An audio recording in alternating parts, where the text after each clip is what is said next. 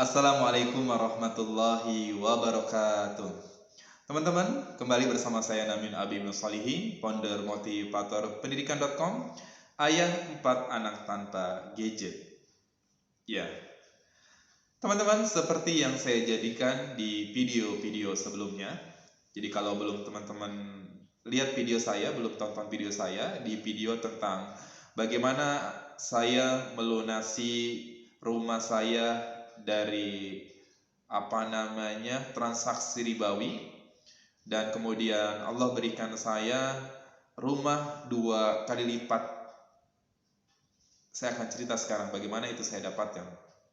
Iya teman-teman, melanjutkan apa yang saya sampaikan di video sebelumnya. Jadi alhamdulillah ketika saya berusaha dan berjuang dengan sekuat tenaga untuk hijrah dari kehidupan ribawi, dan saya akhirnya bisa melunasi rumah pertama saya dengan luas kurang lebih 60 meter persegi.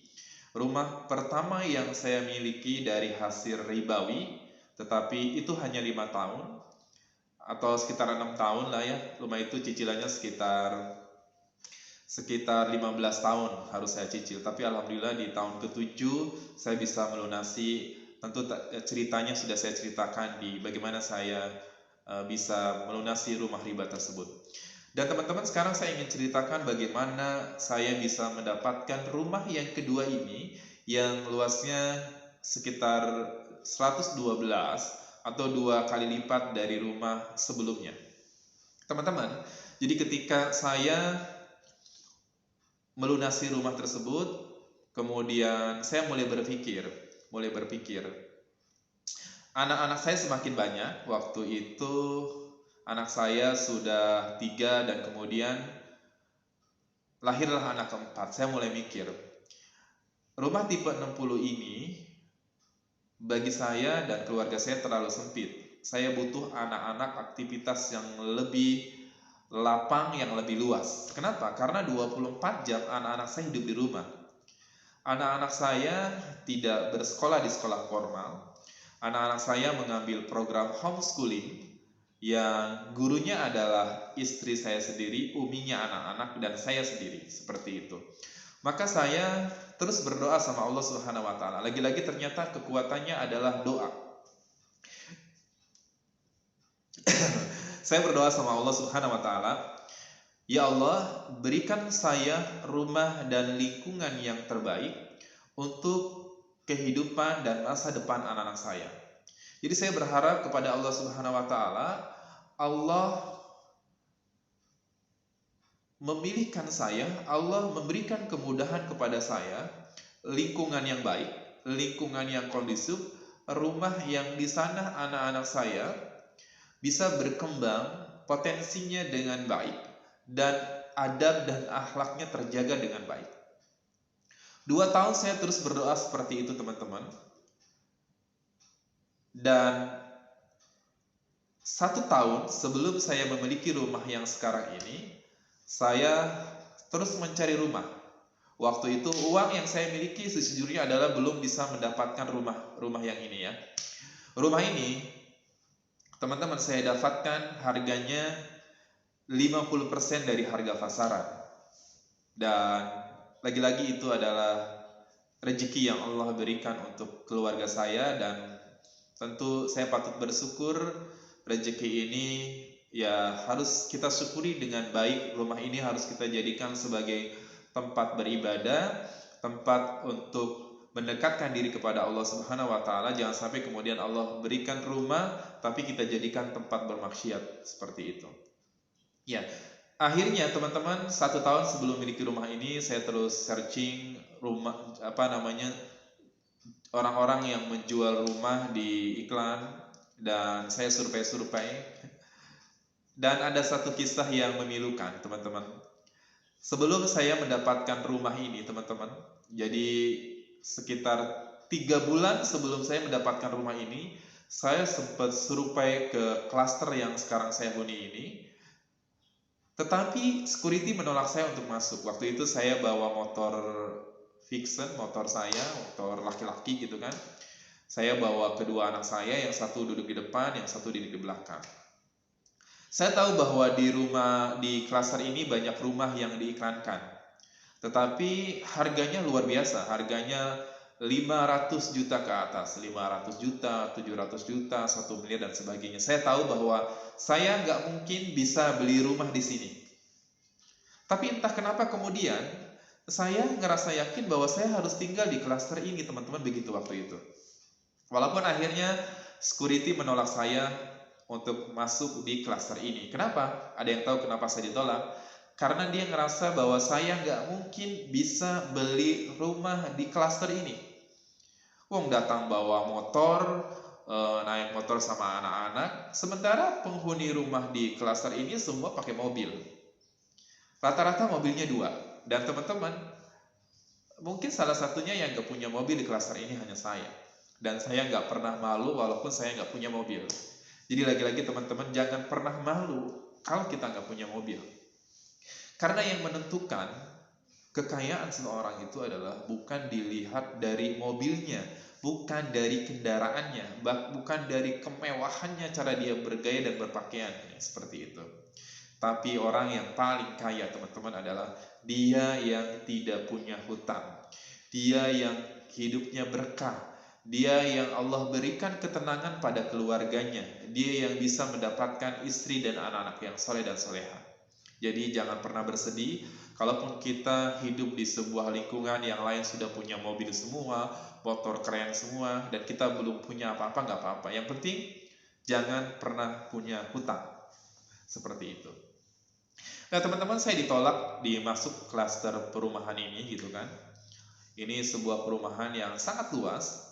Kalau tidak salah di iklannya itu perumahan ini luasnya 1.300 hektar. Nah teman-teman, kalau tinggal di daerah kawasan ujung Jakarta, ujung Cibubur, tahulah perumahan apa itu namanya ya, dengan iklan 1.300 hektar, 1.350 hektar kalau nggak salah, seperti itu.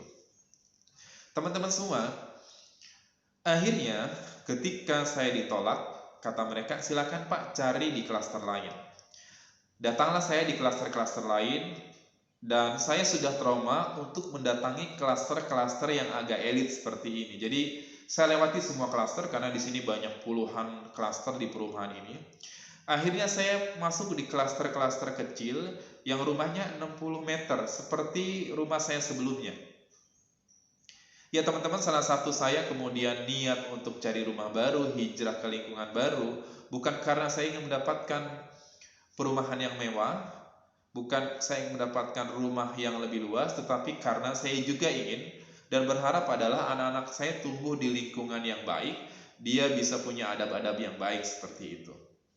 Karena sekali lagi anak saya 24 jam hidup di rumah, jadi butuh situasi lingkungan yang kondisif agar anak-anak saya perkembangannya baik, tidak terpengaruh oleh lingkungan yang kurang baik seperti itu. Teman-teman semua, tetapi akhirnya saya tidak menyerah. Setelah saya berkeliling untuk nyari rumah-rumah di kawasan terdekat tempat saya tinggal, anehnya teman-teman, saya balik lagi ke klaster yang sekarang saya tinggali. Kenapa saya ngotot banget ingin tinggal di sini? Karena suatu saat saya makan di sebuah rumah makan di depan klaster perumahan ini, saya ikut sholat di lingkungan klaster ini, ternyata mesinnya kayaknya enak. Terus saya berdoa, dua tahun sebelum saya tinggal di sini, saya berdoa sama Allah, ya Allah, mudah-mudahan saya punya rumah di sini. Jadi doa saya seperti itu tuh. Jadi teman-teman, jangan pernah untuk takut berdoa aja sama Allah. Kita lewat di Pondok Indah, kawasan elit, ya Allah, mudah-mudahan saya punya rumah di sini. Kita lewat di perumahan kota wisata, berdoa aja sama Allah. Dan yang tidak mungkin bagi saya, ternyata Allah berikan kemudahan seperti itu teman-teman. Jadi akhirnya saya beranikan diri lagi untuk datang ke klaster ini setelah saya mendapatkan sebuah iklan online. Ada sebuah rumah itu dijual di sini, di klaster yang sekarang saya tempati ini teman-teman. Saya tunjukkan fotonya, kemudian security-nya membolehkan saya masuk dengan syarat apa? Menyimpan menyimpan KTP di klaster. Itu sudah standar biasa rumah-rumah klaster seperti itu. Bagi saya nggak masalah, tapi yang aneh adalah si security-nya itu terus ngikutin saya. Takutnya ini mencurigakan. Takutnya itu mencurigakan, bisa jadi orang ini hanya, kan saya datang pakai motor, walaupun sekarang saya nggak pakai anak-anak, dengan motor yang sama seperti itu. Kalau orang yang mau survei beli rumah itu pakai mobil Pajero, pakai mobil Alphard, atau standarnya mungkin pakai mobil Ayla, Agia gitu, masih diperbolehkan. Saya pakai motor. Kayaknya nggak mungkin ada orang yang beli di klaster ini datang pakai motor gitu kan. Tapi karena saya menunjukkan iklan, kemudian di apa namanya, ya udah silakan masuk. Akhirnya saya lihat rumah yang saya tempati sekarang. Rumah ini waktu itu masih, ya rumah sudah ditinggal lebih dari 10 tahun oleh pemiliknya, dan rumahnya sudah waktu itu belum layak huni lah. Kemudian direnovasi dan ya alhamdulillah sekarang saya tinggal di sini. Dan akhirnya saya telepon penjual rumah ini dan ketemulah apa namanya penjualnya dan akhirnya deal.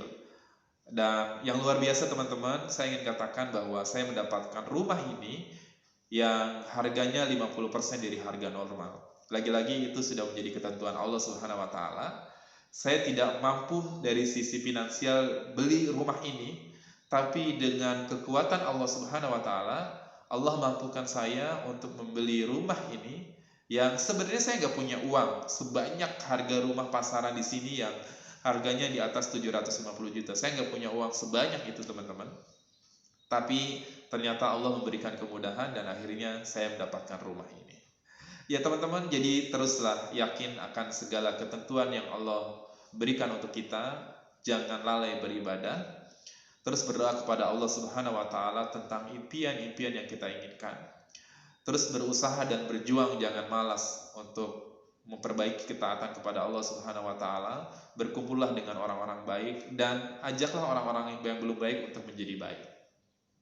Semoga video ini bisa menginspirasi teman-teman semua. Semoga bisa bermanfaat. Apa yang saya sampaikan bukanlah sebuah kesombongan.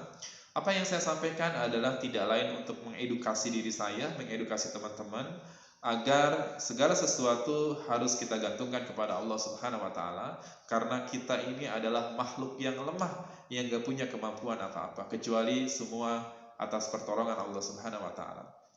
Terima kasih teman-teman, saya Namin Abu Ibnu Solihin, founder motivator pendidikan.com, ayah 4 anak tanpa gadget.